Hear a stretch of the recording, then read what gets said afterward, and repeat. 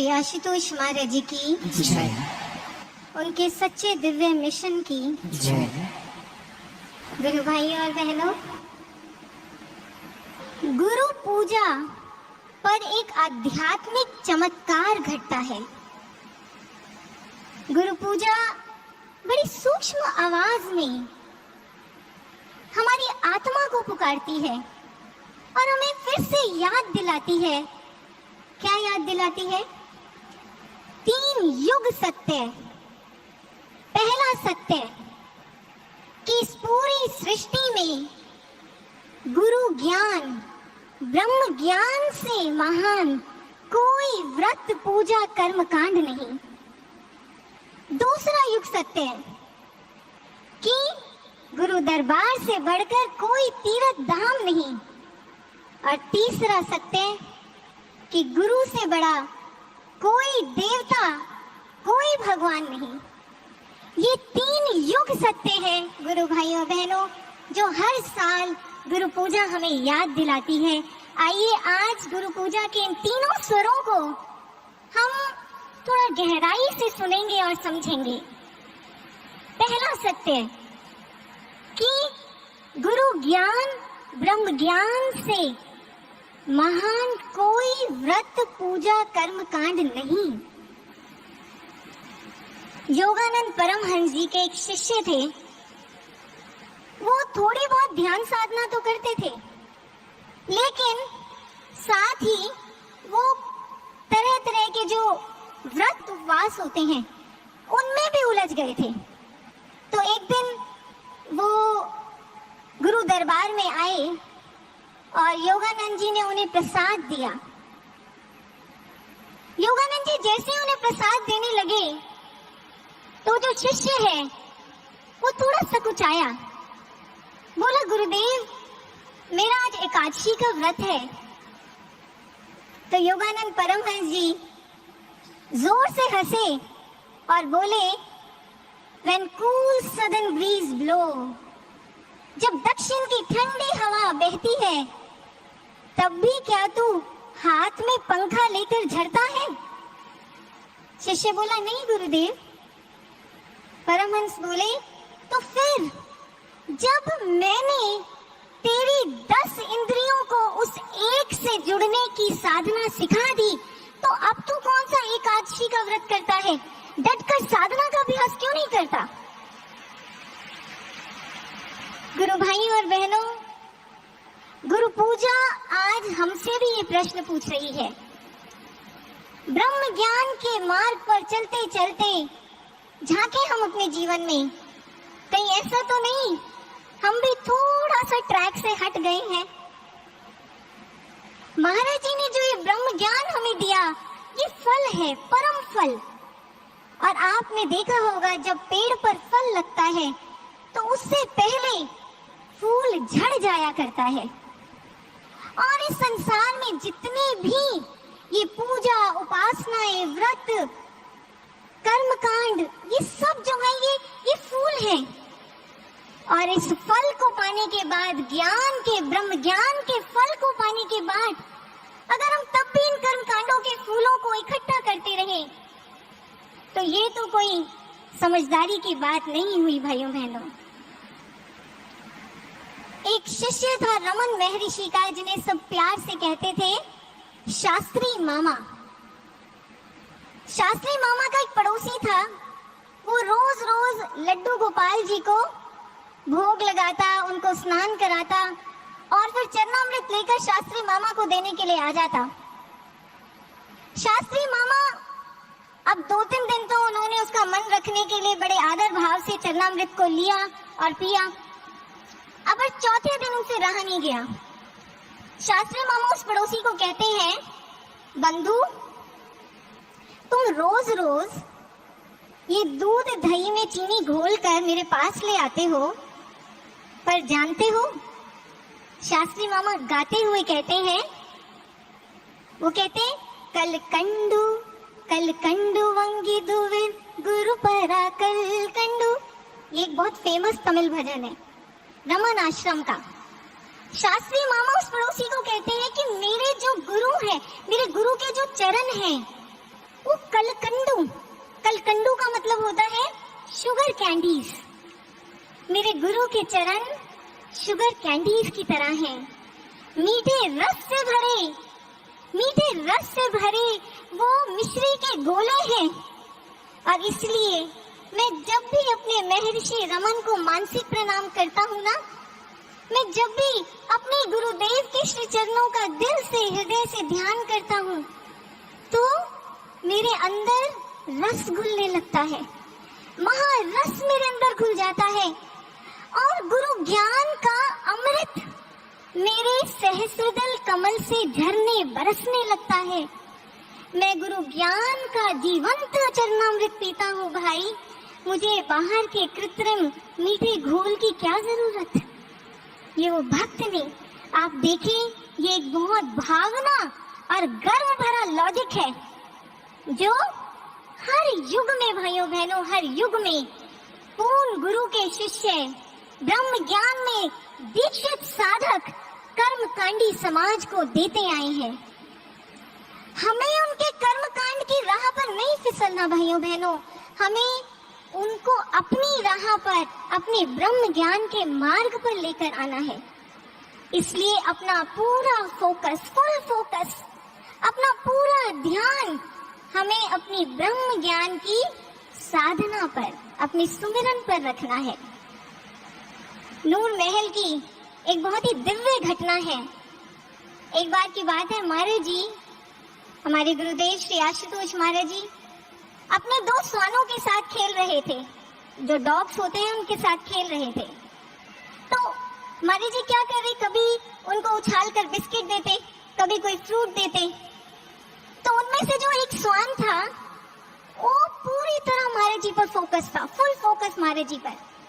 महाराज जी जैसे कोई प्रसाद उछाल कर देते तो वो एकदम से कूदता और अपने मुंह से उसे पकड़ लेता।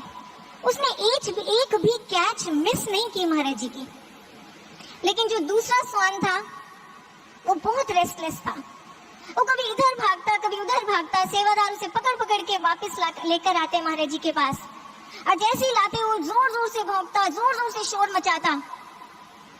तो जानते हैं, उसने ऐसी अपनी जो रेस्टलेस स्थिति थी उसके कारण कुछ नहीं पकड़ा, कुछ नहीं पकड़ा, सारा प्रसाद नीचे गिरा दिया। तो अंत में महाराज जी वहां से जाते हुए, जानते हैं उसको क्या कहकर गए? महाराज जी उस स्वान की तरफ देखकर महाराज जी ने बोला, महाराज जी ने कहा, तू तो बस भटकता और भागता ही रह गया, शोर मचाता ही रह गया, और वो देख मुझसे क्या क्या लूट कर ले गया। भाइयों बहनों, वो स्वान तो फिर भी एक पशु था, पर हम तो महाराज जी के जागृत शिष्य हैं, जागृत शिष्य। हम ऐसी गलती ना करें, हम ऐसी गलती, क्योंकि जितने भी संसार में तंत्र मंत्र पूजा पाठ व्रत उपासना, इतने भी कर्मकांड हैं, ये सब शोर ही शोर है, इनमें भटकन ही भटकन है।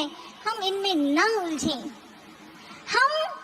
हम तो सिर्फ सुबह शाम ईमानदारी से रेगुलर अपने ब्रह्म ज्ञान की साधना करें। 2.5 से 4 घंटे का मेडिटेशन शेड्यूल बनाएं हम अपना, और फिर आप देखना, और इसी से प्रसन्न होकर महाराज जी आप पर क्या क्या लुटा देंगे। महाराज जी कभी कोई झोली खाली नहीं रहने देंगे। ये है ब्रह्म ज्ञान की साधना का, गुरु के ज्ञान का प्रभाव। और इसलिए गुरु पूजा का ये जो पहला स्वर है कि गुरु ज्ञान, ब्रह्म ज्ञान से महान कोई कर्मकांड नहीं, ये एक युग सत्य है। आइए अब गुरु पूजा के दूसरे स्वर को सुनते हैं।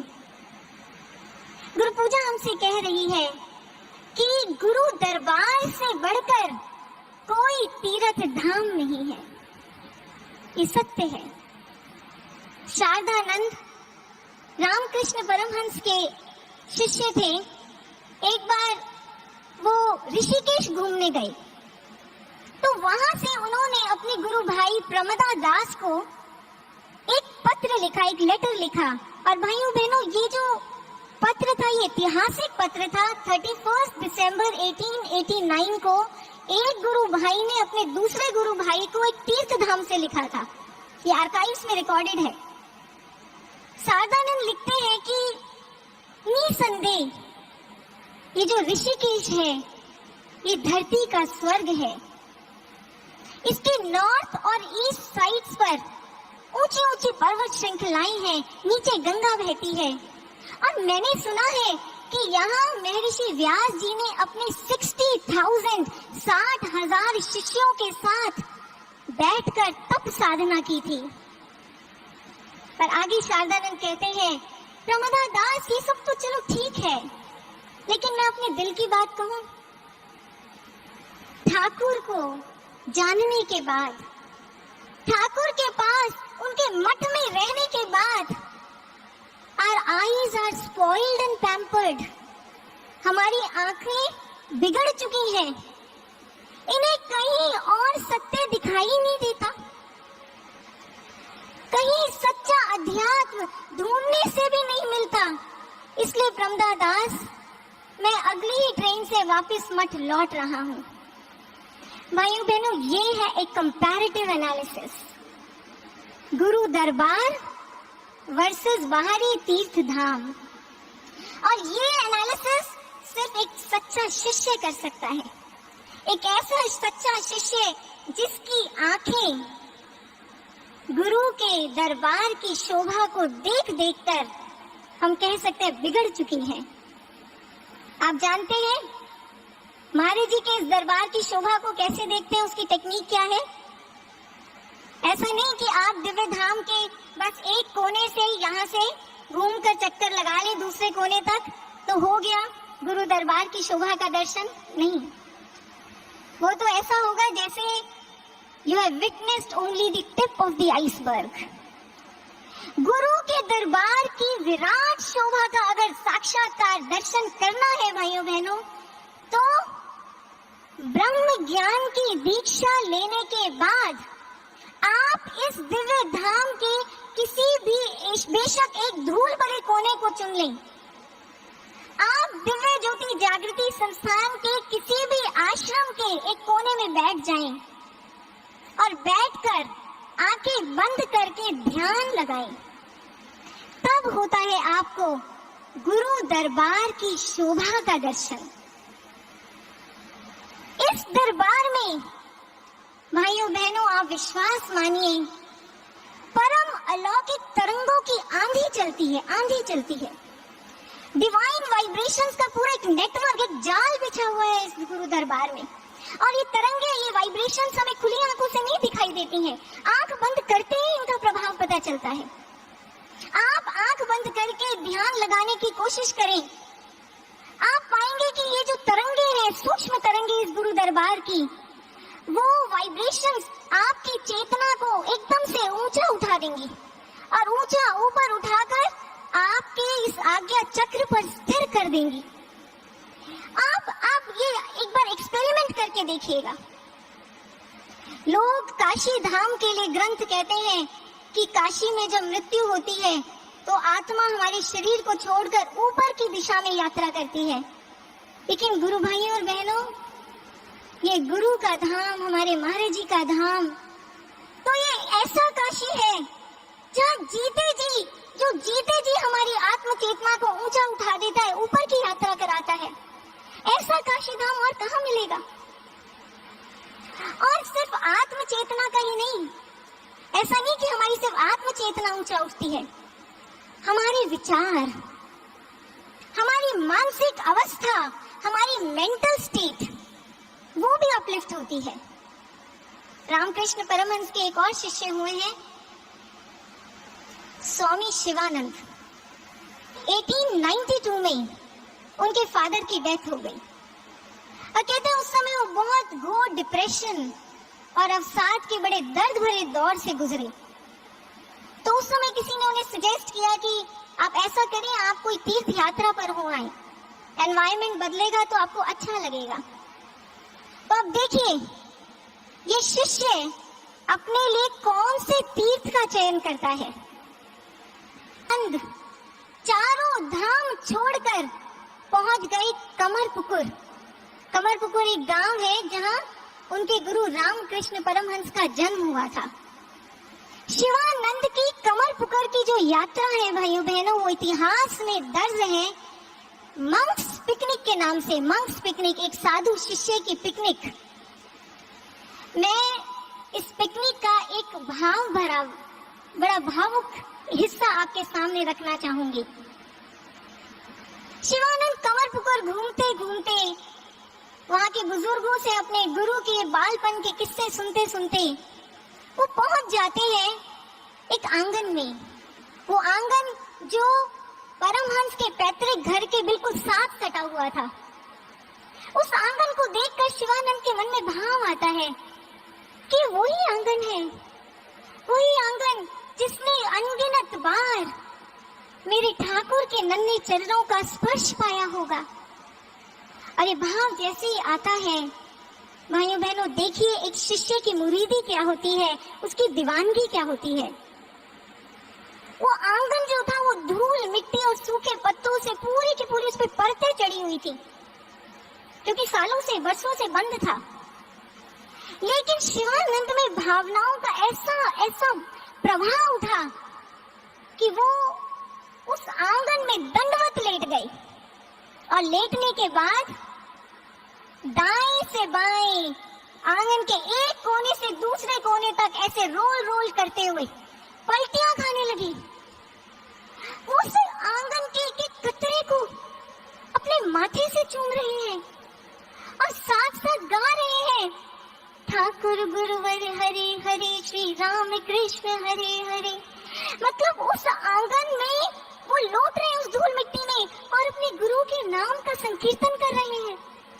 शाम होते होते गुरु भाई बहनों, वो उस आंगन का एक एक धूल कण शिवानंद अपने तन पर लपेट और समेट चुके थे। लोगों ने जब उन्हें देखा कोई उन्हें पहचान नहीं पाया, क्योंकि वो मिट्टी का बुत बने खड़े थे, लेकिन अंदर से उनकी एक्सटेसी की स्टेट थी, आनंदम ब्रह्मानंदम। अंदर एक ऐसी अद्भुत खुशी थी जो नशा बनकर मन पर छाई थी। सारा डिप्रेशन धुल चुका था भाइयों बहनों, सारा डिप्रेशन धुल चुका था। तो भाइयों बहनों, ये थी एक शिष्य की पिकनिक, एक शिष्य की पिकनिक अपने गुरु के तीर्थ धाम में। भाइयों बहनों, महाराज जी का भी जो धाम है, महाराज जी का गुरु दरबार, ये भी तीर्थों का तीर्थ है। यहाँ का एक एक धूल कण, यहाँ की हवाएं बड़ी सूक्ष्मता से हमारे मन पर काम करती हैं, और मन पर। और ये बात मैं आज आपको अपने एक निजी अनुभव के आधार पर कह रही हूँ। बहुत साल पहले की बात है, हम पीतमपुरा आश्रम महाराज जी के दर्शन करने के लिए गए।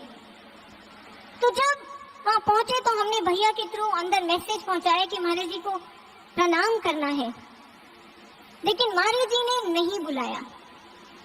तो हम वहीं आश्रम में, जो पीतमपुरा आश्रम में महाराज जी का कक्ष है, उसके ठीक सामने जो लॉबी है, वहां बैठकर हम इंतजार करने लगे। 1 घंटे बाद फिर से मैसेज पहुंचाया, लेकिन महाराज जी ने फिर नहीं बुलाया। क्यों नहीं बुला रहे थे महाराज जी? क्योंकि दर्शन करने की मानसिक अवस्था नहीं थी। उन दिनों काम का बहुत प्रेशर था और मानसिक अवस्था बिल्कुल, जिसे कहते हैं ना, बाहरी संसारिक, मैकेनिकल, बहुत सारे विचार मन में चल रहे थे। लेकिन अब क्योंकि 2 बार मैसेज पहुंचाने के बाद भी महाराज जी ने नहीं बुलाया, महाराज जी ने प्रणाम करने की आज्ञा नहीं दी, तो मन को झटका लगा। अब ऐसे में साधना सुमिरन की कोशिश शुरू हुई। बीच बीच में मन से प्रार्थना निकलने लगी और महाराज जी को नमन अंतर से हो रहा है। भाइयों बहनों, इस तरह 2-2.5 घंटे के आंतरिक मंथन के बाद मन की एक बड़ी भावभीनी सी, बड़ी, जिसे कहते हैं, एक सकारात्मक सी, भावुक सी स्थिति बन गई, अवस्था बन गई। तो उस समय मन में भाव आया तो यहाँ बैठकर ये सब क्या सोच रही थी? तेरे सामने जगत के स्वामी गुरु भगवान का द्वार है और वो कृपा का द्वार आज तेरे लिए खुल नहीं रहा। वो द्वार कब खुलेगा? जब तू अपने मन को दिव्य बनाएगी तभी तो दिव्य गुरुदेव के दर्शन होंगे। भाइयों बहनों, विश्वास मानिए, जैसे ही इस भाव, इस पंक्ति का आखिरी शब्द मेरे मन में गूंजा, उसी समय, बिल्कुल निक ऑफ दैट मोमेंट पर जिसे कहते हैं ना, उसी समय महाराज जी ने स्वयं अपने कक्ष का द्वार खोला और महाराज जी ने सीधा मेरी तरफ देखा और महाराज जी बोले, अभी अभी बुलाता हूँ, अभी अंदर कोई बैठा है, उसे भेजकर अभी बुलाता हूँ। ऐसे कभी होता है भाइयों बहनों? महाराज जी कभी ऐसे कहते हैं? चाहे दर्शनों के लिए हमने घंटों घंटों पर हम सबने प्रतीक्षा की है, लेकिन उस दिन महाराज जी ने ऐसा किया। महाराज जी ने ऐसा किया, ऐसा बोला, क्यों? और बिल्कुल एग्जैक्ट उसी मोमेंट पर आकर बोला जब मन की वैसी स्थिति बन गई थी, एग्जैक्ट वो मोमेंट। क्यों ऐसा किया? क्योंकि वो एक प्रैक्टिकल डेमोन्स्ट्रेशन था। महाराज जी प्रैक्टिकली डेमोन्स्ट्रेट करना चाहते थे अपने धाम, अपने गुरु दरबार के मैजिकल, मिस्टिकल प्रभाव को, जो बड़ी सूक्ष्मता से हमारे मन पर काम करता है। आप मुझे आज बताएं गुरु भाइयों बहनों, क्या इस पूरे संसार में, सृष्टि में कोई ऐसा धाम, कोई ऐसा तीर्थ, कोई ऐसी पौड़ी, कोई ऐसा पहाड़, कोई ऐसी गुफा, कोई मंदिर की ऐसी चौखट है जो आपको अपनी गोद में बड़े प्यार से बिठाती है और बिठाकर आपके मन को बदलने को मजबूर कर देती है, आपके मन को दिव्य बनने को मजबूर, विवश कर देती है? नहीं है। और इसीलिए गुरु पूजा का ये स्वर एक युग सत्य है कि गुरु दरबार से बढ़कर कोई तीर्थ धाम नहीं है। आइए गुरु पूजा के तीसरे स्वर को सुनते हैं।